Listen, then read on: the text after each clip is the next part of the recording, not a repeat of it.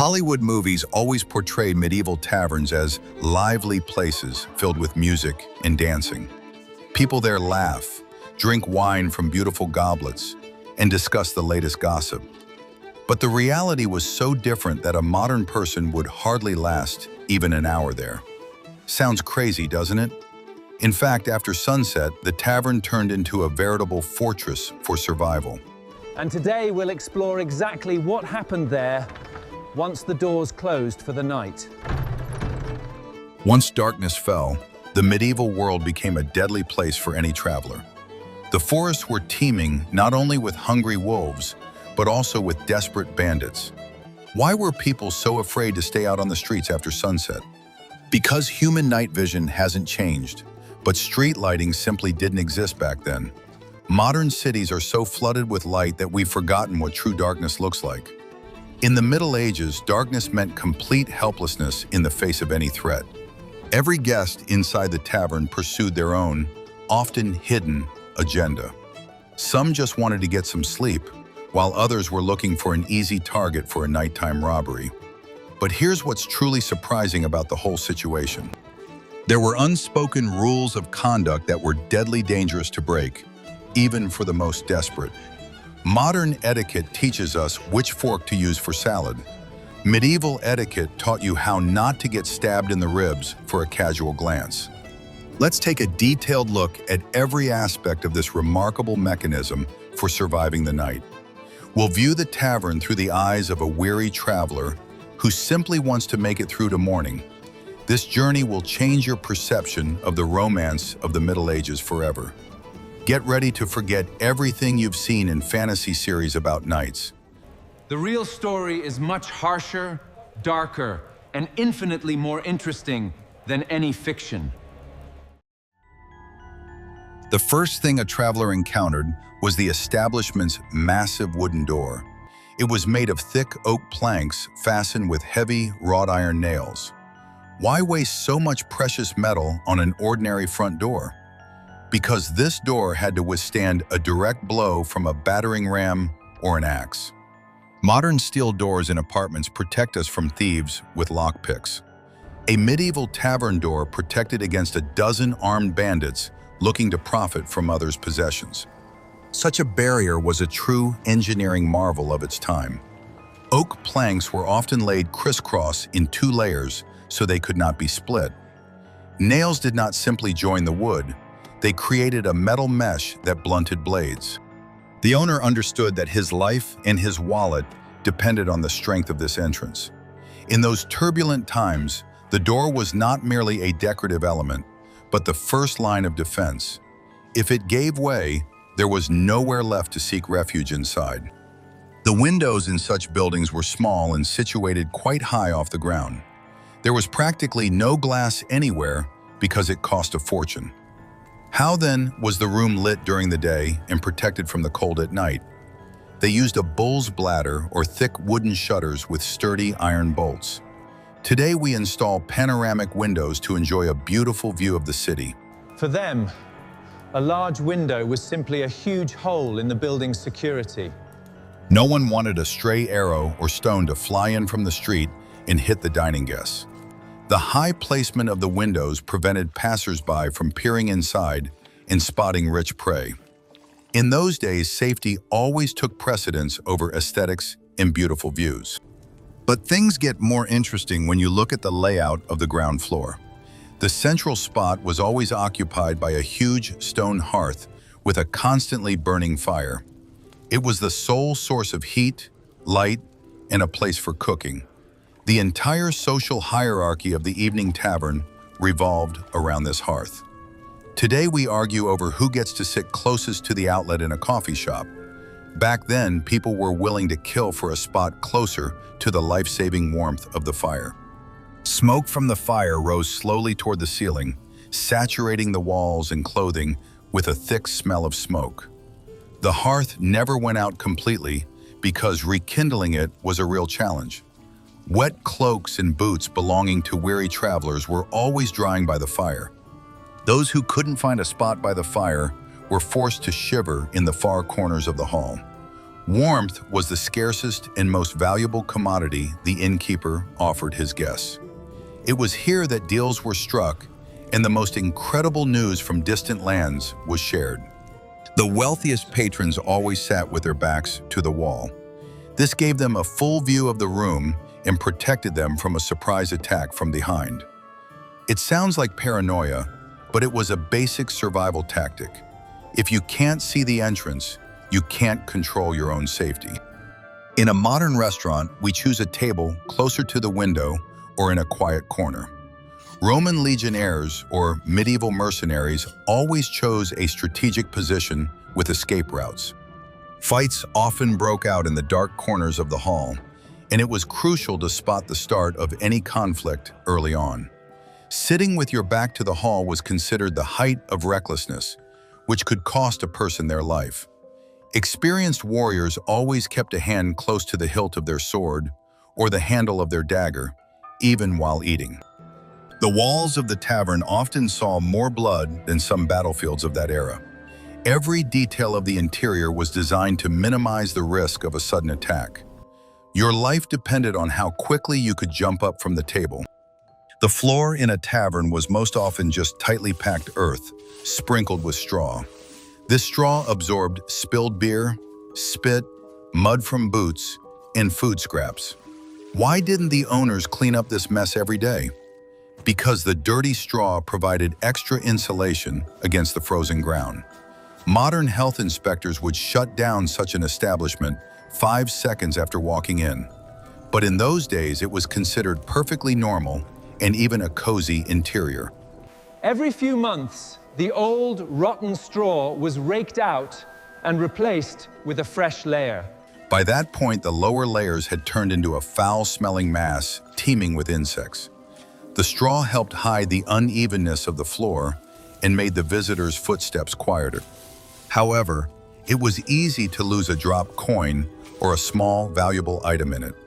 The tavern owner could get rich simply by carefully sifting through the debris after a big celebration. To us, this looks like an unsanitary nightmare, but for them, it was a practical solution. Lighting after sunset turned the hall into a mass of gloomy shadows. Innkeepers used cheap tallow candles that reeked unbearably of burnt fat. Wax candles were too expensive. Only churches could afford them. The dim light helped hide the quality of the food and the sloppiness of one's table mates. In our bars, subdued lighting creates an intimate and relaxing atmosphere. In the Middle Ages, dim lighting meant you wouldn't notice if someone slipped poison into your mug. Overhanging floors made the streets narrow and dark, almost completely blocking out the sky. During rain, this design protected the foundation and lower part of the walls from getting wet. Water simply ran off the roof overhang straight into the middle of the road, away from the entrance. This allowed the wooden structures to last for decades without rotting. The taverns looked bulky and unstable, but were actually very sturdy buildings. Every ledge and beam had a clear financial and practical reason for existing. The tavern owner often stored barrels of ale and wine in a deep cellar. He wore the key to this cellar around his neck or on his belt day and night. Why such strict security for ordinary alcohol? Ale was the establishment's most valuable resource, even more valuable than the money in the cash register. Today, baristas easily leave their coffee supplies in the back room without any security. Back then, the theft of a barrel of ale meant the complete bankruptcy of the entire business.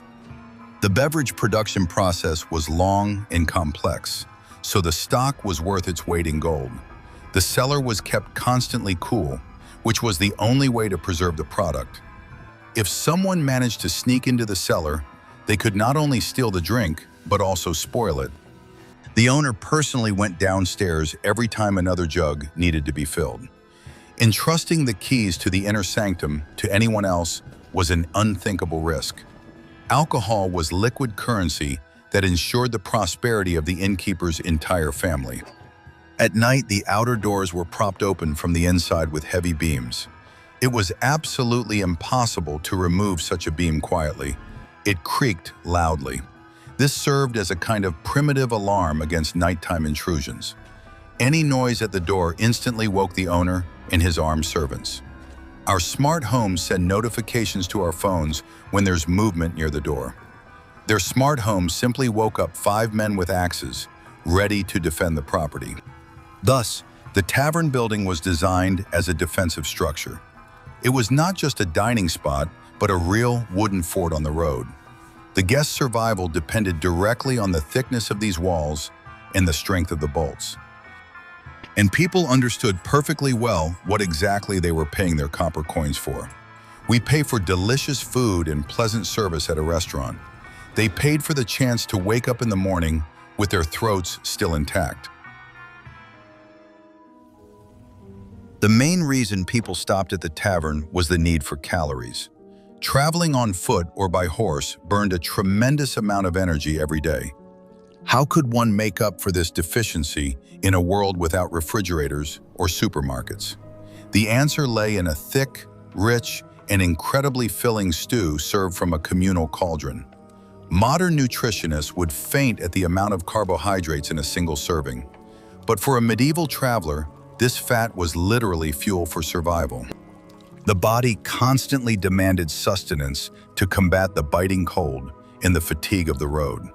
There was no menu with a selection of dishes at the tavern.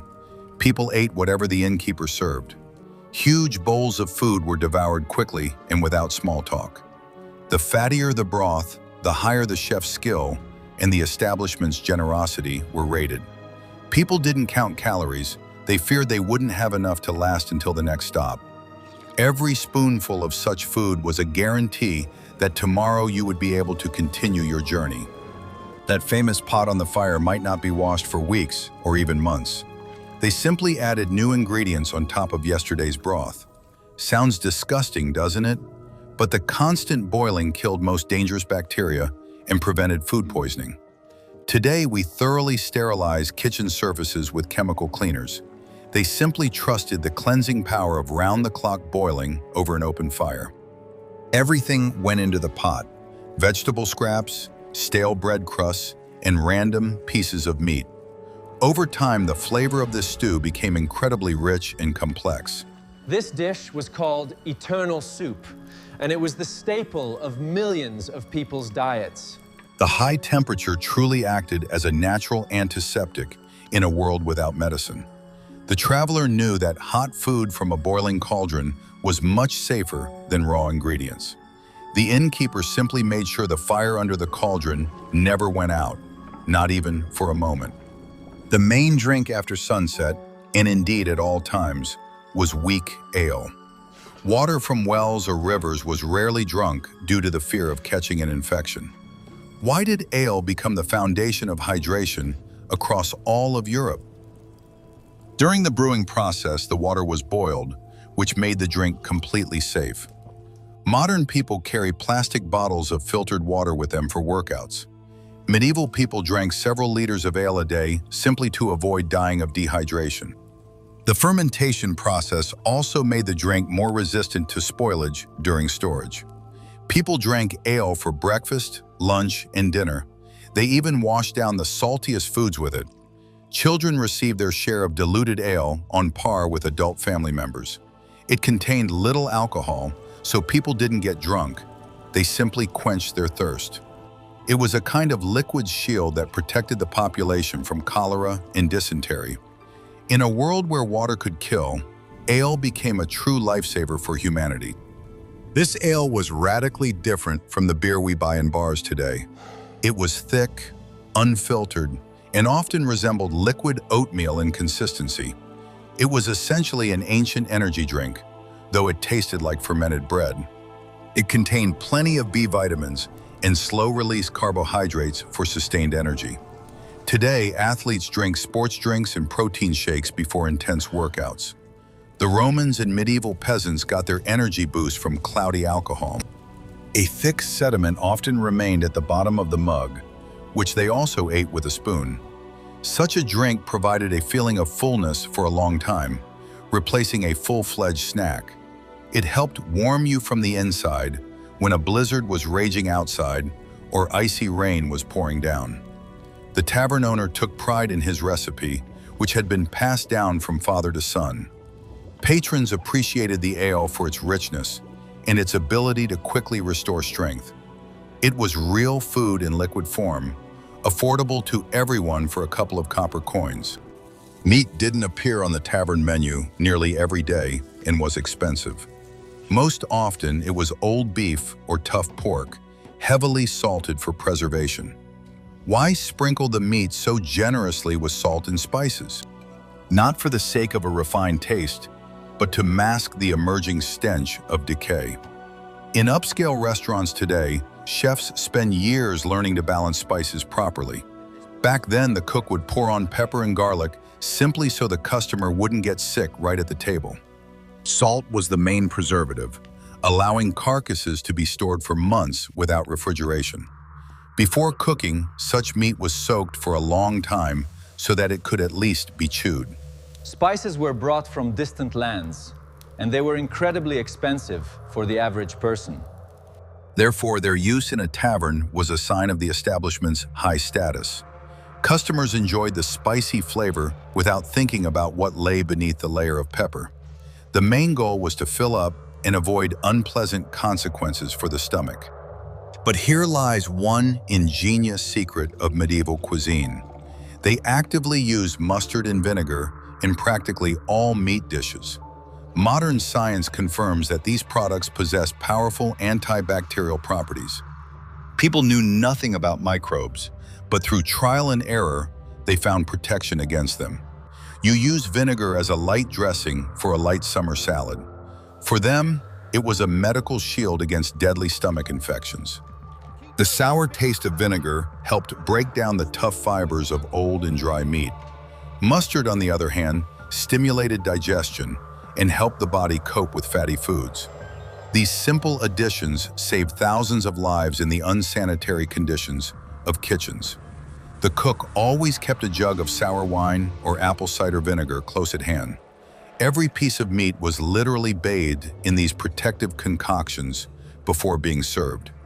It was folk medicine disguised as a common culinary tradition.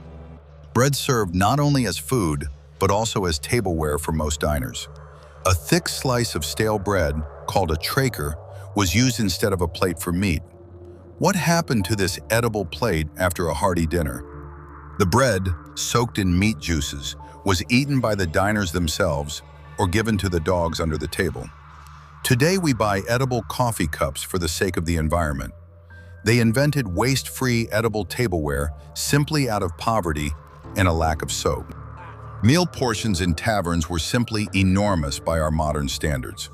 An average peasant consumed about 4,000 calories a day while doing hard labor.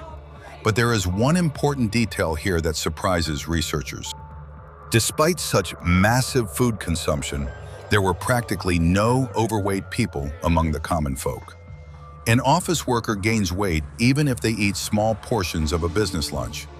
A medieval person burned through a bucket of high-calorie porridge just by trying to chop wood until dark.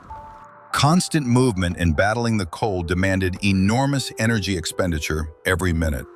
The body worked at its limit, converting fat and carbohydrates into pure energy. Fat deposits simply didn't have time to accumulate under such extreme living conditions. Muscles were always toned due to daily walks of tens of kilometers across rough terrain. Excess weight was considered a sign of illness or incredible, almost impossible wealth. Life was harsh, and the human body adapted to these stresses in the most natural way. Paying for food and lodging was a complicated process, as there was no single currency. People could pay with silver coins, foreign money, or even goods. How did the innkeeper know how much a piece of silver was actually worth? Innkeepers always had small scales to accurately measure the weight of the precious metal. We simply tap a plastic card against the terminal and wait for the beep. They literally conducted a financial appraisal of every coin before serving soup. The innkeeper might bite down on a coin to check its softness and authenticity. Coins were often clipped around the edges in an attempt to steal a bit of silver, which was strictly punishable by law. If a traveler had no money, he could leave his cloak or a tool as collateral. Mutual trust in such transactions was rare. Everything was checked on the spot and very thoroughly. The tavern's accounts were kept on wooden tablets using simple notches and marks. Every penny counted, for the survival of the innkeeper's entire family depended on it. Dinner at the tavern was not just a meal, but an important ritual of survival.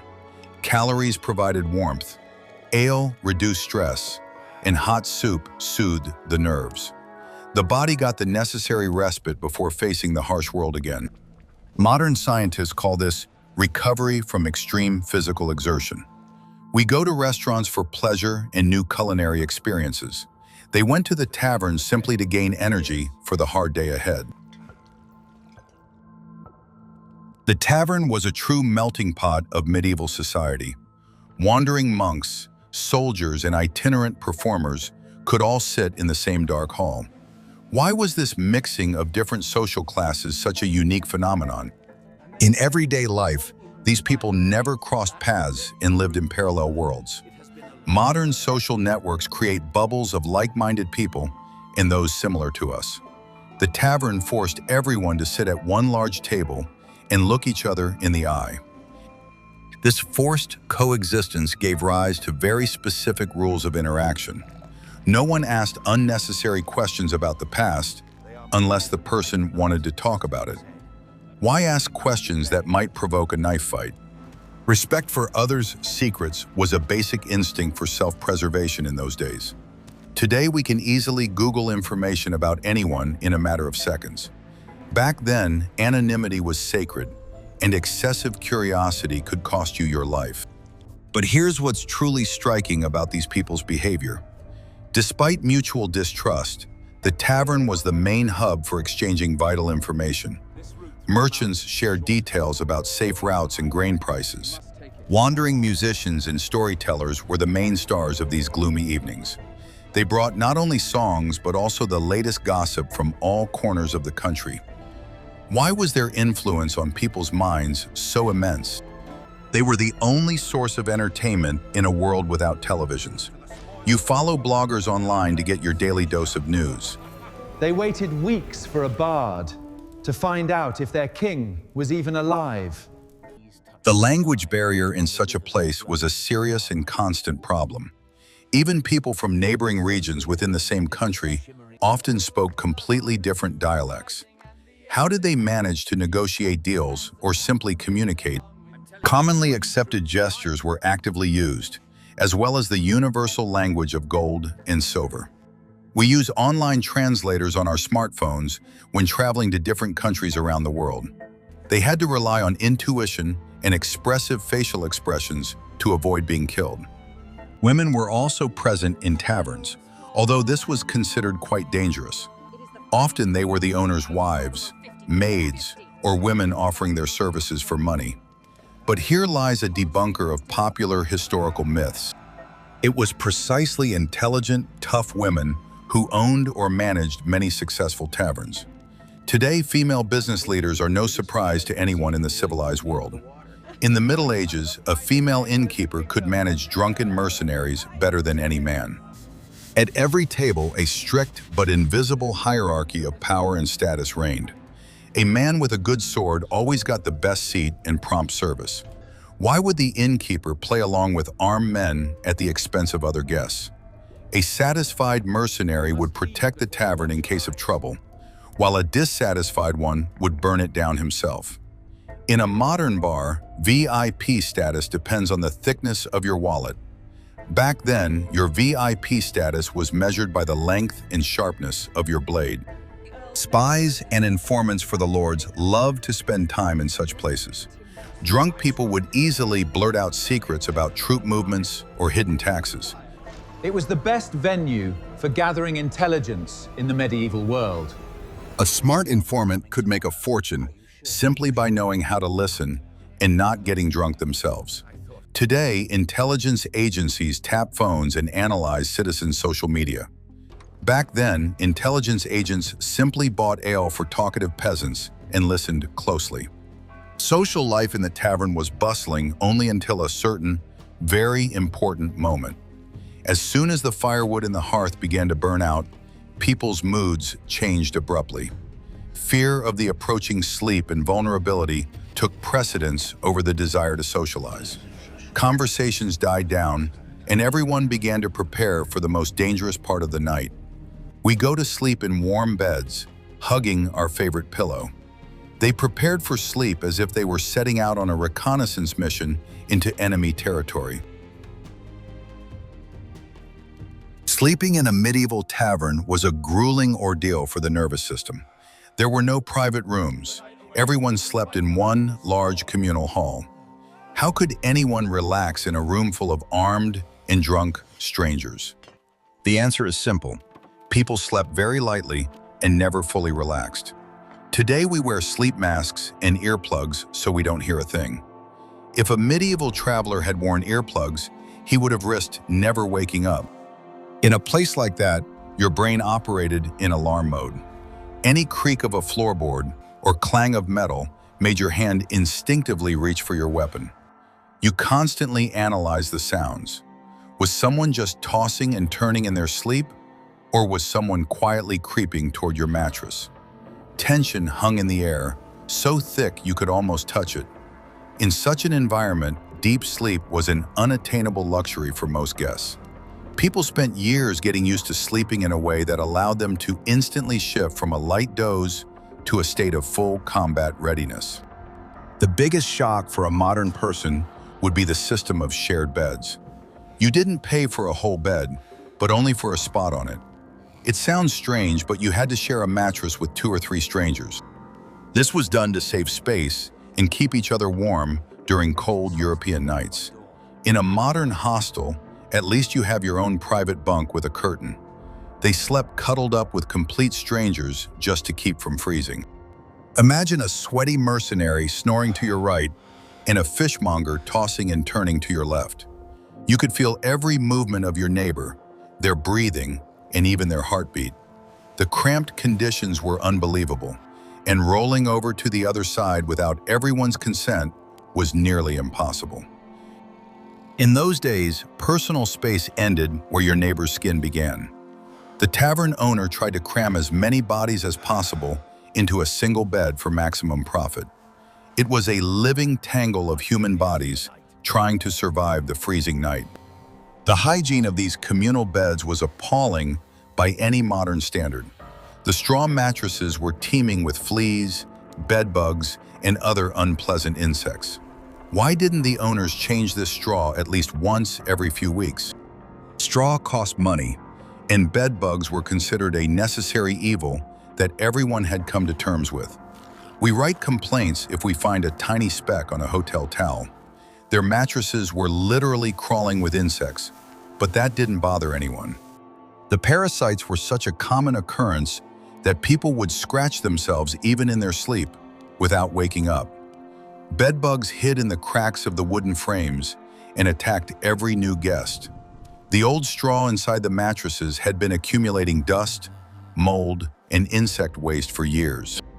The room had a heavy, musty smell that would soak into your clothes overnight. No amount of washing could completely rid you of this distinctive aroma of the inn. For us, it's an ecological disaster zone. For them, just a routine stopover on the road. Experienced travelers would sew gold coins directly into the lining of their cloaks or belts. If you fell asleep too soundly, a thief's nimble fingers could snatch your purse in a matter of seconds.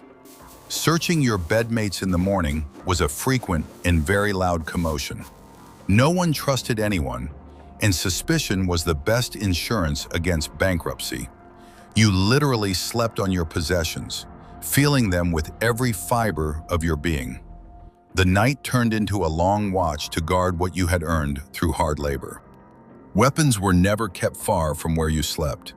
Swords were placed right beside you, and knives were often hidden right in your boots. Now imagine the level of stress these people faced every night. They knew that any rustle in the dark could mean an attempt to slit their throats. We keep a baseball bat under the bed just in case, for peace of mind. They fell asleep with their fingers on the hilt of a dagger, ready for a deadly fight. Sword sheaths were often tied to the arm or positioned so the blade could be drawn in a split second. Fights in the dormitory could break out over a careless word or a neighbor's drunken ramblings. In the darkness of the tavern, it was impossible to tell who was an enemy and who was just coughing. Blood on the straw mattresses was a common occurrence and didn't particularly surprise anyone. Life was cheap, and steel was the only law in this nocturnal chaos. For many, waking up each morning was a true miracle simply because they opened their eyes. Interestingly, people in the Middle Ages practiced what is known as segmented sleep. They slept for about 4 hours, woke up for an hour, and then fell asleep again. Why interrupt one's rest in the middle of the night in such an uncomfortable place? During this interval, people would throw wood on the fire, pray, or check their belongings. Modern doctors consider waking up in the middle of the night a sign of insomnia and stress. For them, it was a natural rhythm and an excellent way to check the situation. If a traveler had valuable cargo or a good horse with them, sleep was out of the question. One person from the group always stayed awake and kept watch by the stables. Stealing a horse in the Middle Ages was equivalent to stealing an expensive sports car today. For this crime, one was hanged from the nearest tree without any lengthy trial. A horse was the only means of transportation and the family's sole source of income. Leaving it unattended meant voluntarily going out into the world with an outstretched hand. Horse thieves were professionals at their craft and could steal an animal completely silently. The guard warmed himself by a small lantern, listening intently for every snort and clatter of hooves. Often such watch duties ended in brief, violent skirmishes in the pitch-black darkness of the stable. Screams from nightmares often woke the entire hall, causing people to grab for their daggers. Drunken brawls could go on until dawn, disturbing the other guests. Someone might pray aloud, hoping to ward off ghosts or soothe their conscience. Silence in a medieval tavern was a rare and almost supernatural phenomenon. People slept amidst constant noise, which had become a familiar white noise to them. Only complete silence could alarm them and force them to wake up immediately. When dawn broke, the tavern woke up instantly and without sentiment. No one lingered in bed. Everyone was eager to leave as early as possible. Having survived the night, the travelers set out once more onto the dangerous roads of the medieval world.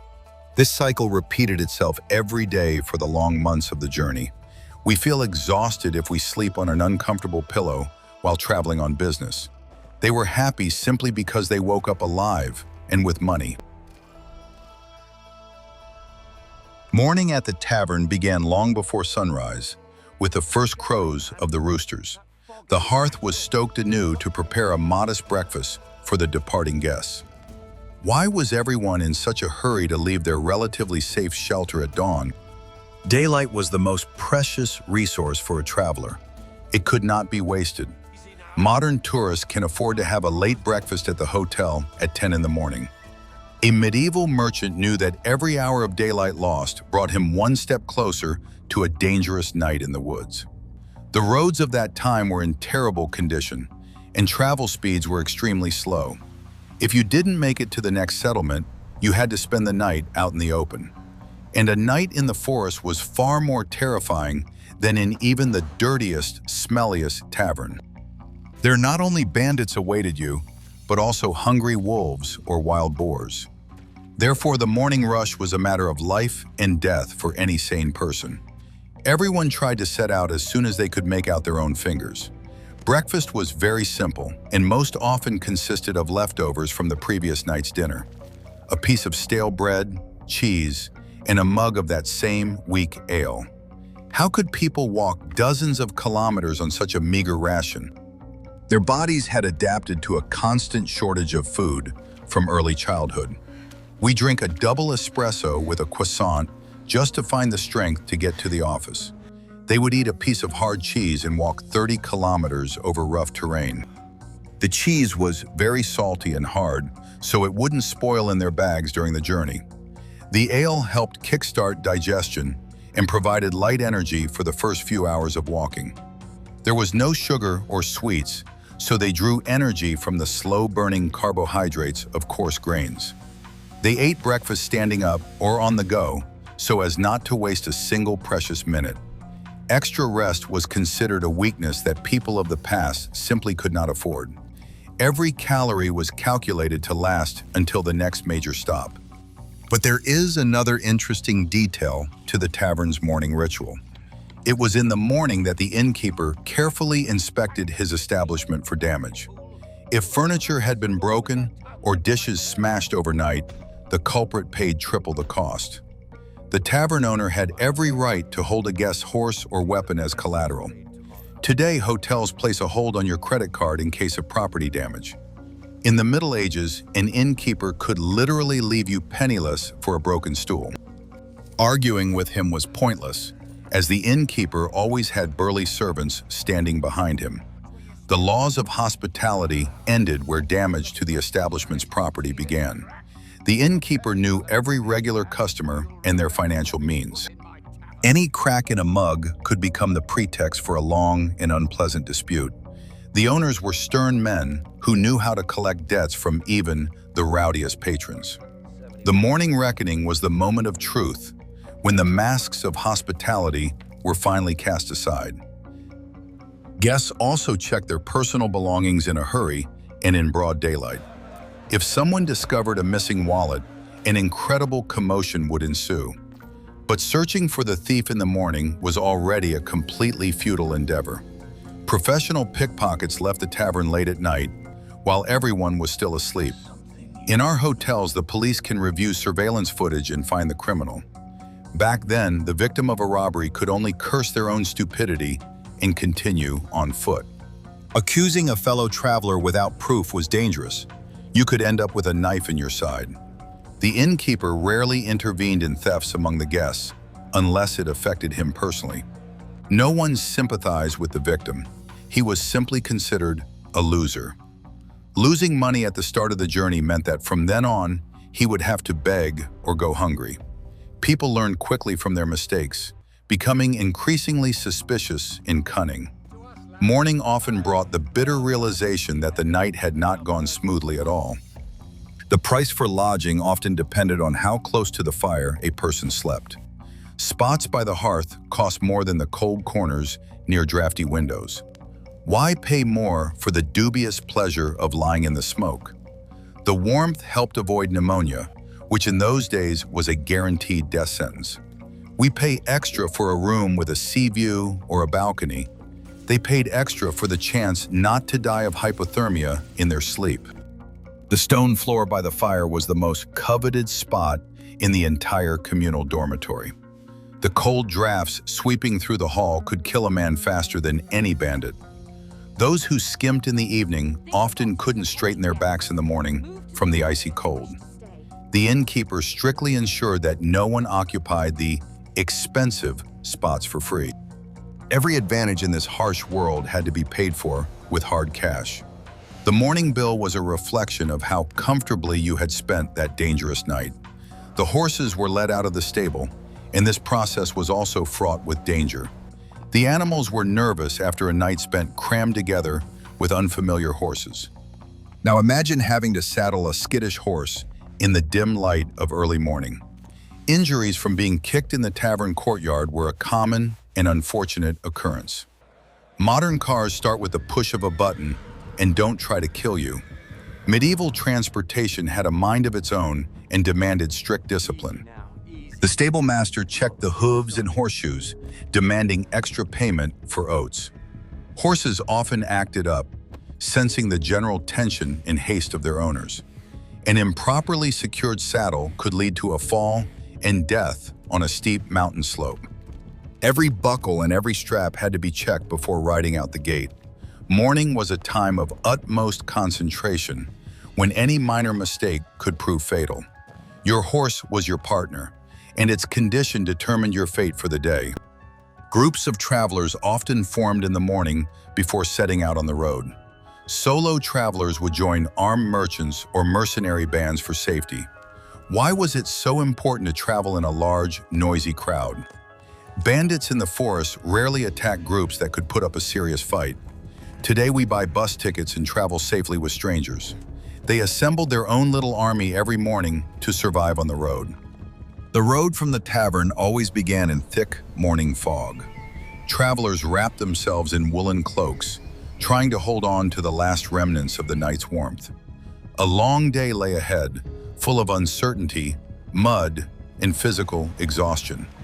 And the sole goal of the day was to reach the next tavern, just like this one. We make plans for our lives, careers, and vacations a year in advance. Their planning horizon was often limited to a single day's light in a saving door. The mud squelched under their hooves, a reminder that the road would be long and difficult. No one knew what lay around the next bend or in the thick forest undergrowth, but they kept walking, driven by the instinct for survival and the need to get things done. The tavern's nightlife faded away, only to be reborn 12 hours later. It was the perfect conveyor belt of survival, honed by centuries of harsh practice. People came, ate, slept, and left, leaving behind their coins and their stories. Modern logistics could learn a lot from these simple systems of the past.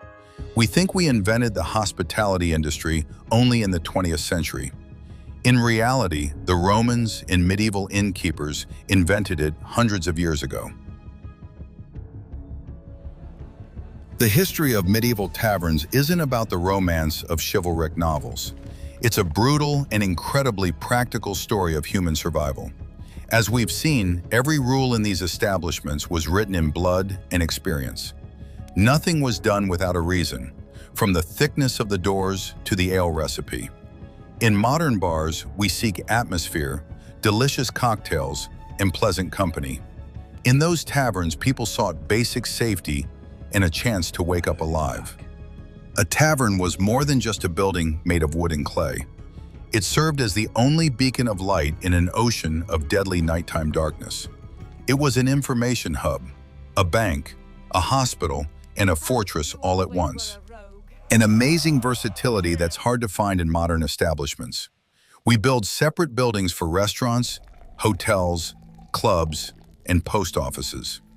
A 14th century innkeeper combined all these businesses in a single dingy room. We love watching historical films while sitting on a soft sofa with popcorn. We like the aesthetics of swords, armor, and rough wooden interiors. But this is where the main illusion of our modern, comfortable life lies. If we were really there, we would break down on the very first night. Our bodies are too delicate, and our stomachs wouldn't be able to handle the local stew. Our ancestors were survival machines, made of steel and endurance. That is precisely why it is important to understand real history without romantic embellishments. This understanding helps us appreciate the incredible comfort in which we live. Hot water from the tap and a clean bed are the greatest achievements of civilization. What is routine for us would have been a true miracle for them. You complain about slow internet at a coffee shop or a lukewarm latte. They were grateful that the roof didn't leak and that the person sharing their bed wasn't a murderer. History isn't just a list of boring dates in a school textbook. It's a story of how people coped with unbearable hardships.